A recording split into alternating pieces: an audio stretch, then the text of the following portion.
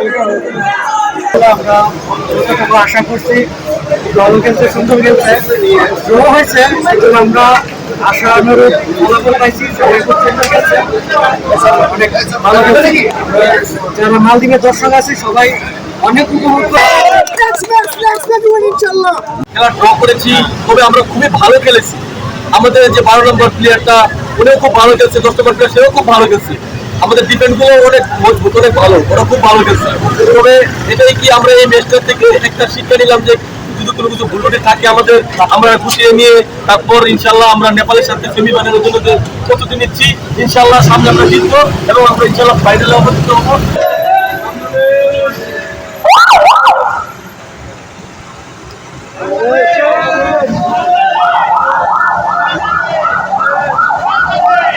Bangladesh Dakshin Bangla